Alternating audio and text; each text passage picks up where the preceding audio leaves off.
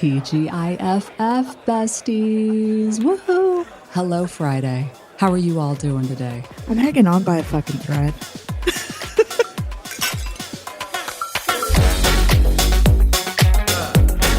Leigh and I are both sick. Same. We feel like shit.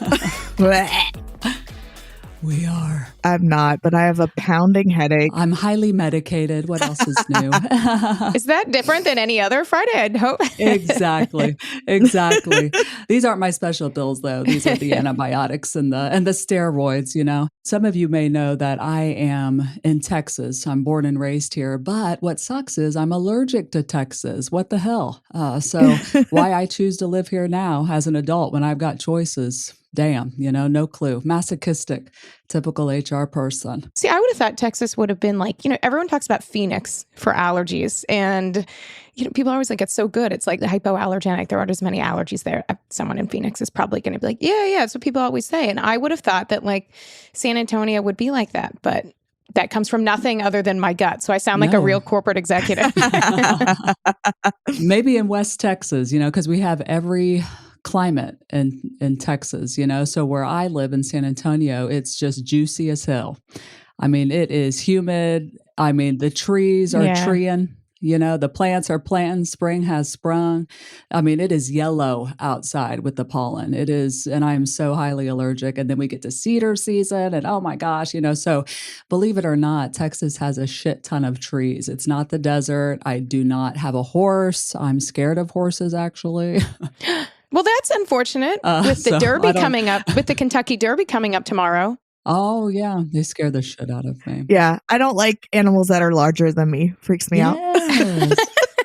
I'm dead serious. Well, you could get a tiny horse. Yeah. Oh, now that's cute as hell. Thank you. I want a miniature Highland cow. Oh. Do you know a fun fact that service animals in the workplace, it's like the two, oh God, is this right?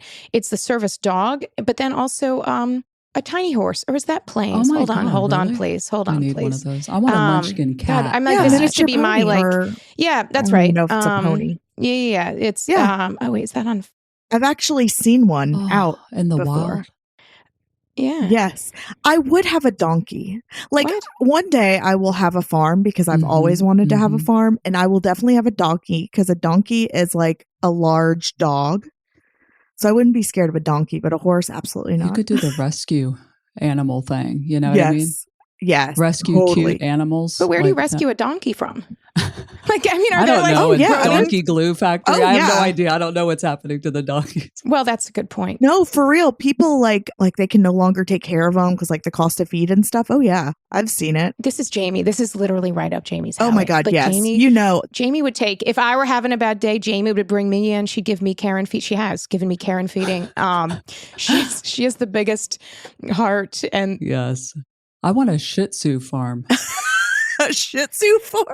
Well, that's cute. Yeah, that's like a Shih Tzu rescue like farm. I will take any animal. That's my mom's retirement dream anyway. That's a but great I'll dream. Support it. Have you guys seen Best in Show, the movie? Oh, of course. So good. I don't think I have.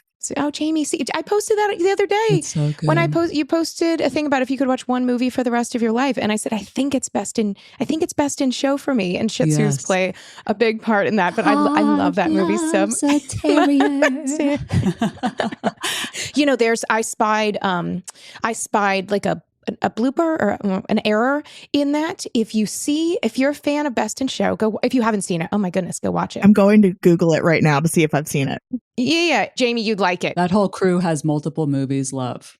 Oh yeah. It started with This Is Spinal Tap. It's like Christopher Guest, Eugene Levy, Catherine O'Hara. Oh yeah, Catherine O'Hara. And so speaking of Catherine O'Hara, so in Best in Show, in the scene where they're getting ready, they have like a little going away party. They sing "God Loves a Terrier," and then they sing, and whatever her character's name, which is whatever, out of my mind for right now. This neighbor, instead of saying the character's name, she says, "Oh, Catherine," when she makes a joke, and you can see her mouth it. And so anyway, so those that are fans of Best in Show, you can go back and see it. Oh, little Easter egg there, a little blooper. Those are always fun to catch. Yeah, I remember seeing that when I first watched it in like 2000, 2001. And you were like, who the fuck is Catherine? No, I didn't. I knew exactly. She's the mom from Home Alone. She's like, that's what was my context when I first got into those. But like Leigh, Jamie, if you could watch one movie for the rest of your life, what would it be? I said The Sweetest Thing. See, is that Cameron Diaz? Mm-hmm. I haven't seen it though. And Christina Applegate. Oh my God, it's hilarious. It's very raunchy. Oh, well, that sounds right up your alley, homie. Yep. Yep. Oh man, see, that's hard.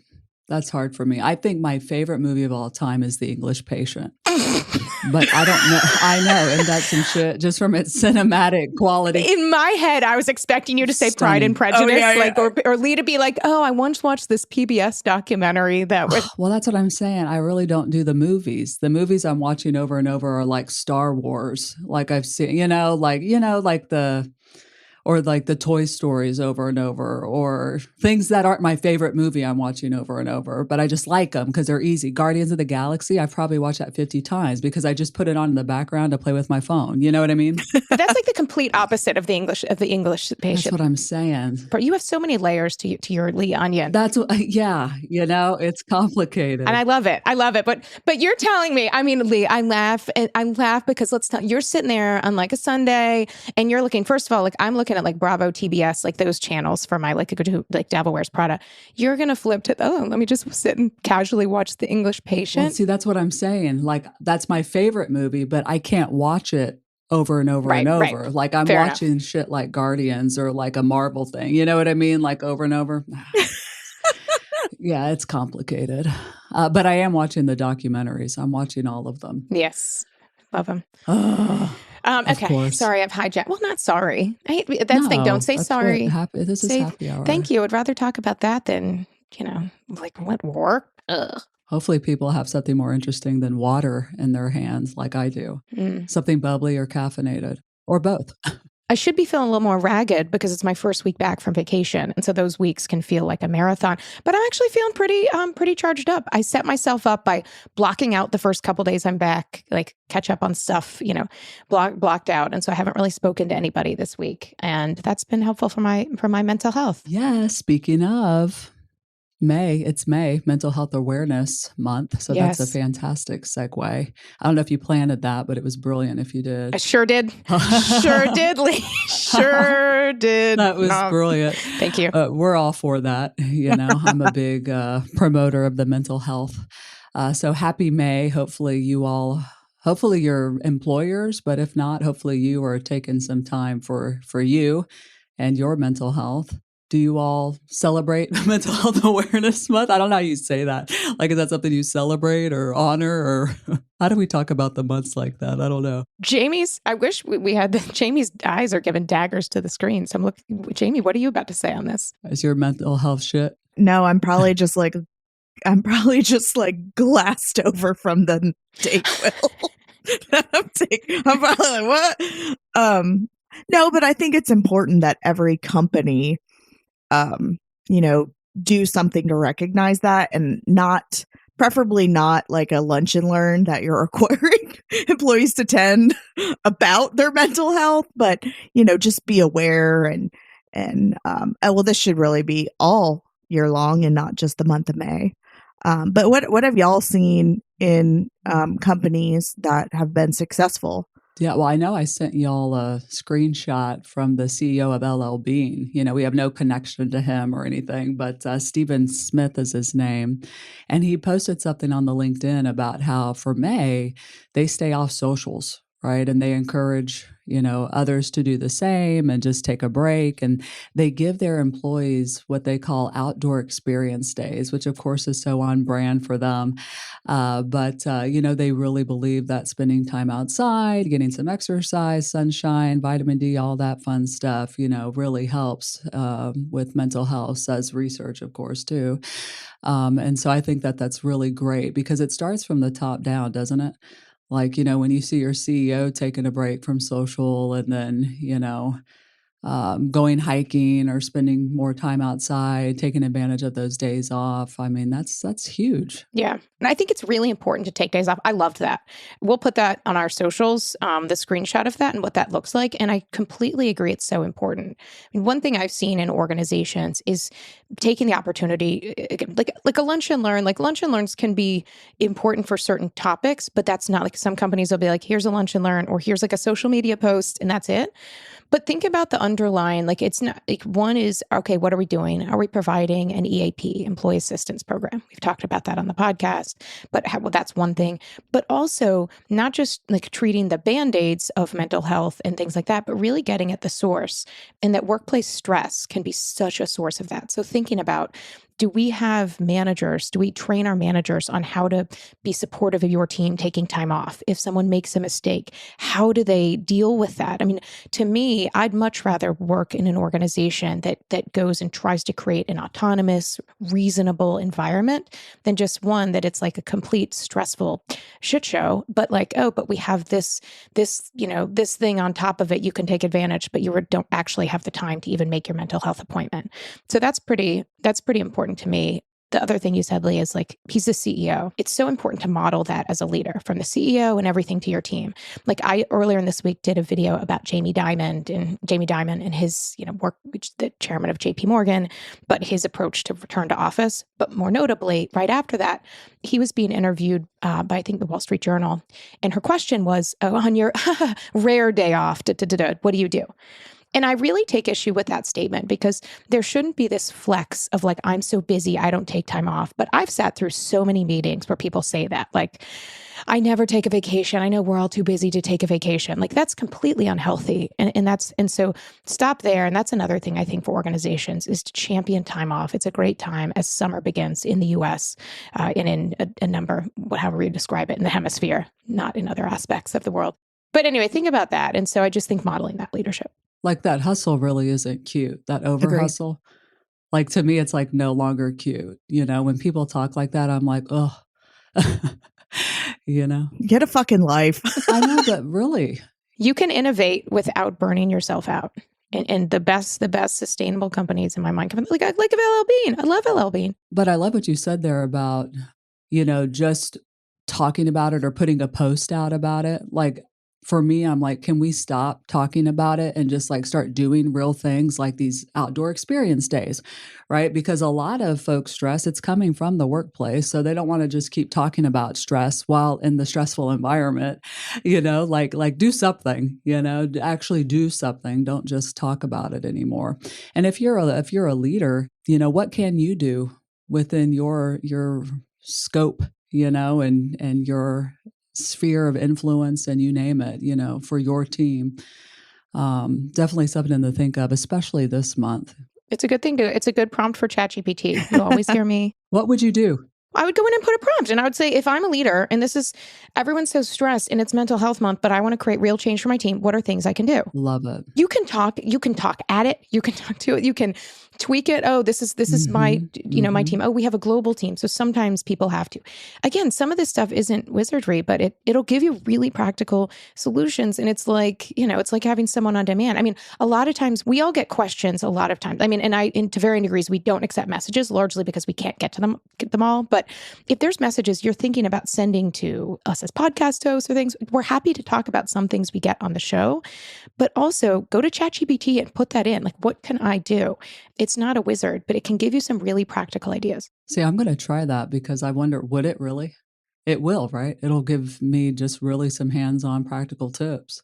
I have 2 more, short courses coming out on LinkedIn learning on this and how to use it. And like one of them was for learning and development. And one, like, sneak peek I'll give you is that I said, like, hey, what if you had a meeting today and you're like, oh God, I just want to do something different for my team. So I wrote, like, can you give me a 30-minute learning opportunity for my team? And I said, like, I'm an IT support desk analyst or manager. And it was like, sure. That's a great, and it gives all boosting. Oh my God, you're such a great manager for thinking of these things. Like, it's real, like it talks to you like friendly, more friendly than Google. Sure. But it's like, these are the materials you need. Don't forget a prize for your people. nice. Thank you, ChatGPT.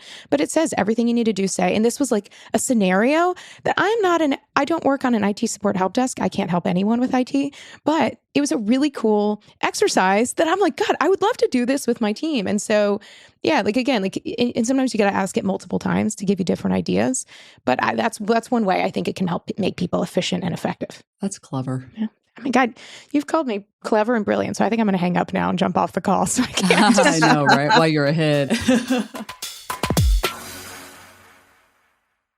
You know, some people enjoy composing their own music, chord by chord, and others are happiest when they come across that one perfect song. Work is not a lot different than that. Whether you prefer building your own workflow or using a pre-made template, with Monday.com, you and the team can work in a way that's comfortable for everyone. Tap the banner to go to Monday.com and build your own amazing workflow, or find an awesome template. No judgment. What about you, Jamie? Anything else that you've seen in organizations? I like the idea of the outside time. I also like volunteer time, like paying employees to go do something to volunteer, and not anything like, for instance, I know I worked at one place and we always had one annually in May for Second Harvest, but like go do whatever you want to volunteer your time at. Not that Second Harvest is not an amazing organization, but I think that's cool. I like also just the idea of this is going to be a walking meeting.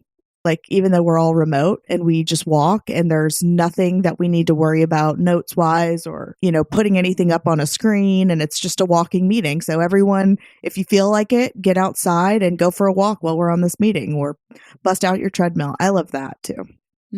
I haven't heard of that. I like that, but also, it's not just work. There's more to life than work. There's life. And so the other night, I went out with a woman, Trisha Sanders. She's fantastic. I texted Leigh and Jamie. I'm like, God, I just love her. She runs High Five Strategies, and she's become a good friend and is a friend of the podcast. But she and I met. She's from St. Louis. She came to Atlanta, and so we met. And we were going to walk in the Atlanta Botanical Gardens. I had to shift plans just to do a personal thing. And so we ended up meeting and walking on the Atlanta Beltline, which is beautiful. It was outdoors. And instead of getting a drink, we got popsicles from King of Pops, which is like an Atlanta awesome popsicle thing. And so we just went for a walk. And so last year, I'd done this with a friend. But even outside of work, when you're getting together with someone, sometimes it's a drink and sometimes you can do that. But even though this is a happy hour, I'd be perfectly fine getting together with my friends. But like, go for a walk, but even like we had a popsicle, and like I went home, I slept great. I felt great the next day, and we had a really nice conversation. And so that's a substitute you can do in real life as well. A White Claw popsicle would be good. Well, they also have alcoholic popsicles there. We didn't. They do. And so I'll just undermine myself completely. But we had non-alcoholic popsicles. It was cheaper as well. You'll save money. So this is, Dave Ramsey goes into the HR lane. So we'll go into the Dave Ramsey's lane and give the financial tip of if you don't spend money on alcohol, you'll spend less money probably. So anyway. Love it. I love a good popsicle. I'm an ice cream person. Or gelato, I saw in your story this week. Oh, yes. I went to the bagel place, which is the second time I've ever been into a bagel place. The first was when you all visited, and I know you all like bagels. We don't really eat those here in San Antonio. I'm Hispanic in San Antonio. We do breakfast tacos, right? Or any tacos anytime. I mean, but that was my second time there. No shit. I went to, it was by the urgent care and I was starving. And so I walk in there. No, I thought that was gelato, but it's schmear. Oh, that was I thought the same thing, Jamie. I was about to comment on that. I was like, gelato. Bagels and ice cream? Like, fantastic. Wow. Because there's a lot more gelato here. It's a hot ass place here, right? Yeah, so there's lots of ice cream places and whatever, So I thought it was gelato. Now I need to go back and look at that picture and zoom in on the flavors. Yes. And then I saw the salmon. I was like, what type of fucking gelato flavor is that? And then it occurred, oh my God, that's all cream cheese. Oh my God. Can you imagine if you got a so dumb scoop of that? Oh gosh. Because I was about to order the birthday cake. Can I just get a scoop of the strawberry? Be like, that is green chili and red chili. Yes. Yeah. So anyways, but it was delicious. I may get into bagels. I don't know. Yeah, it's those are really good bagels. Mm-hmm. The rainbow as well. Those were delicious. Like, Jamie and I are very predictable. When she showed, I was like, Jamie and I are like, rainbow bagels. It looks pretty. It is. I have the mentality of a 12-year-old, so I'm like, rainbow. I am. Combined, we're either 24 or 107. So there we go. Oh, gosh. But it's been a crazy busy week for all sorts of other things too, right? Like on the legal front, Ashley, do you have a legal update for I us? I know do. we're getting tons of questions on all the drums. We are, and I'm going to be on the clock like it's a reality show. But I was so high level. I was on my cruise last week, which was great. Did not end up in cruise jail. We'll leave it at that. It was weird, but it was a good time.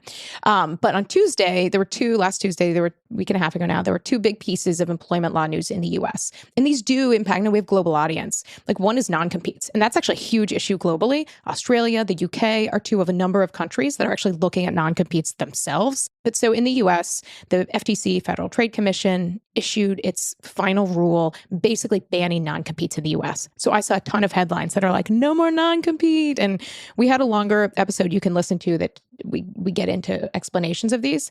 But basically, even if this rule goes forward, it's called a final rule, it's not going to take effect until September 4th, which is the Tuesday after Labor Day.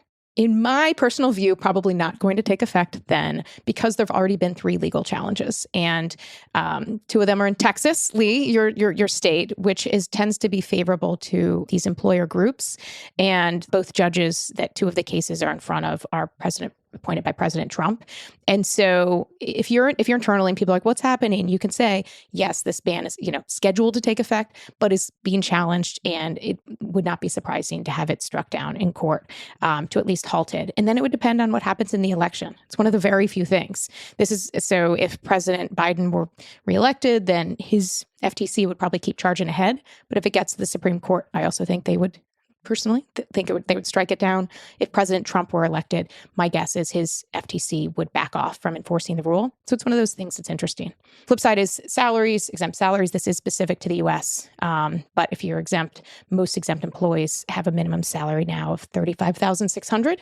The Department of Labor is seeking to increase that to $44,000 almost in July and almost $59,000 in January. So right now, if you're in HR, legal, or finance, you're in spreadsheet land trying to figure out what to do. There has not, as of when I'm recording this and what I can see, there has not been a lawsuit filed. 100% positive that's about to happen. And this very similar happened in 2016. It was struck down by the court right before it was going to take effect.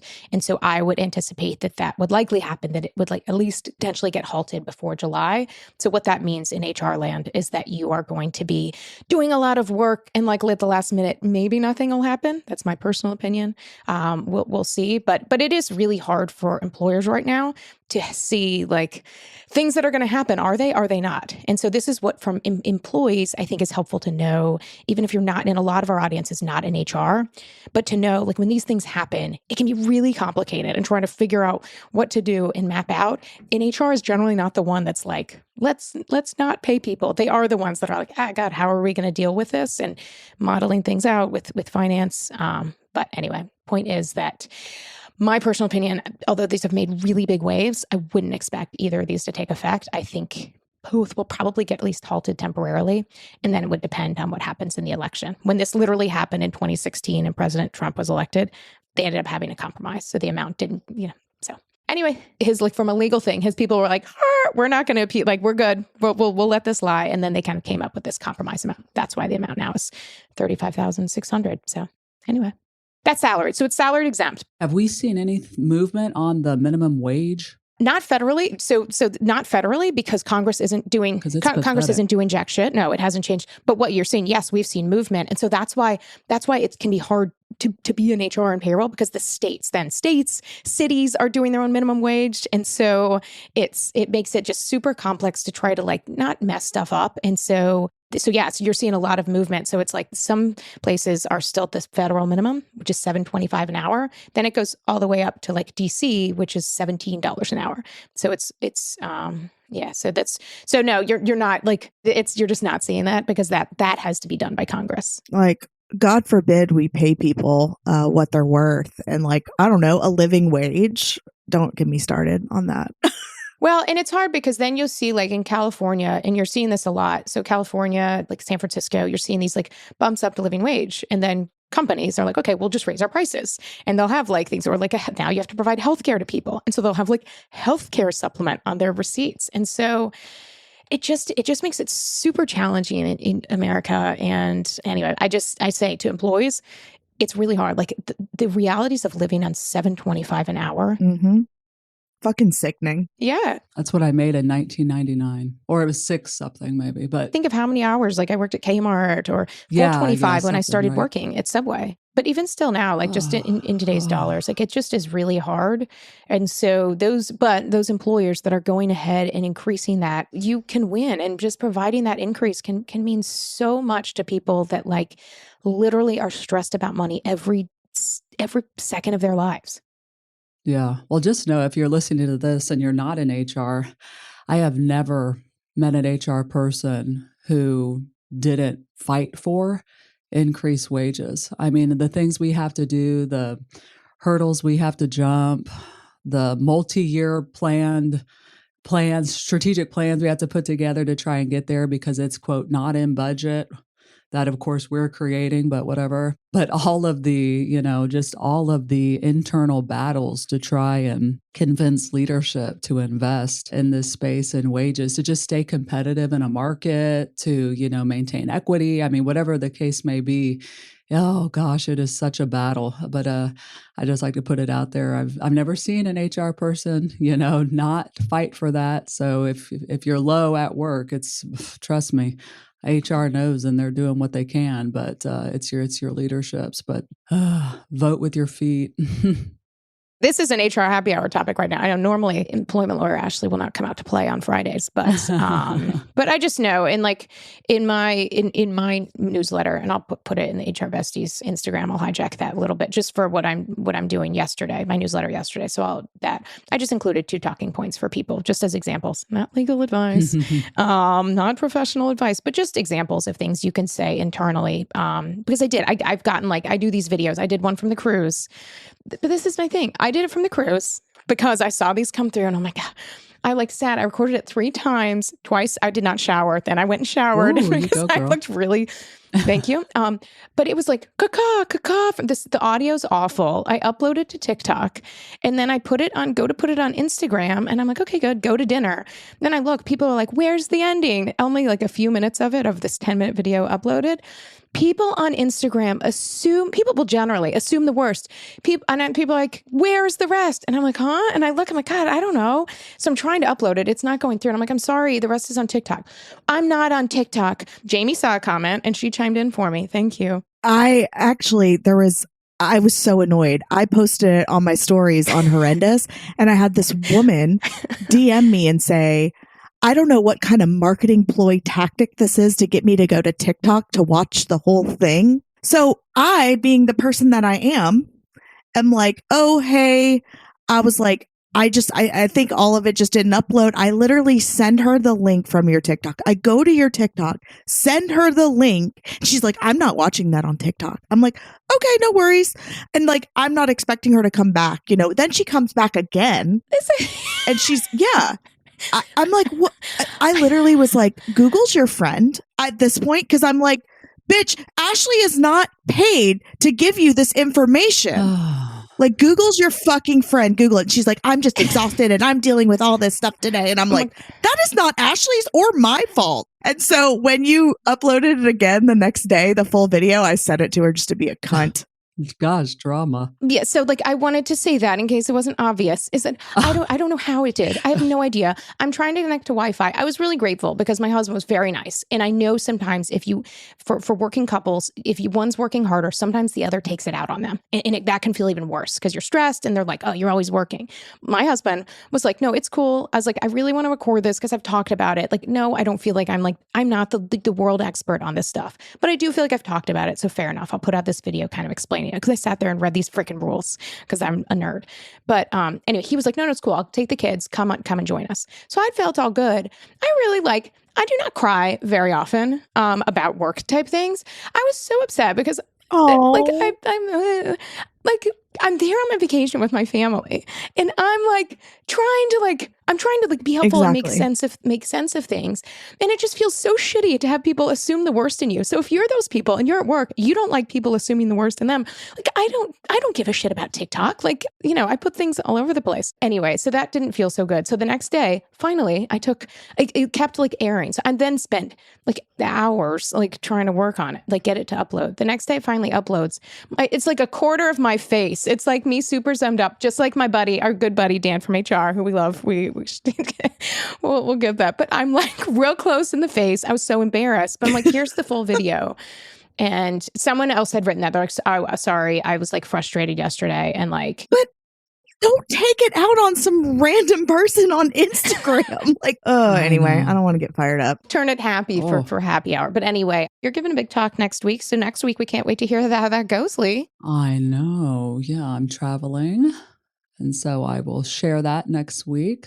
Hopefully I start feeling better and can perform, all of those fun things. So excited for you.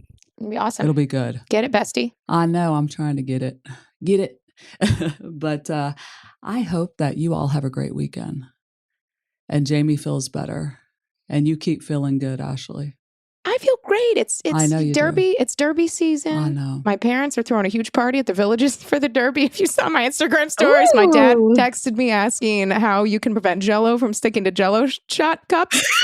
And I wanted to be like, I don't know. How would I know that? But anyway. Well, if you spray a little bit of Pam. Yeah, that's... The coconut oil kind's good. Someone else said coconut oil. Someone else said syringes are good. And yes, so, I do like the syringes. You can buy the syringes at Party City. Yeah. So if you're an HR Besties listener and you happen to my parents' Derby party at the Villages, please tag us. Oh God, I want to go. I'd love to see that. In Cinco de Mayo. Yes. Oh my gosh.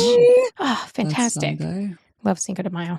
Oh, I love it. I love May. any holiday that revolves around drinking. Yeah. Yeah, and celebrating independence, all these things. So, all right.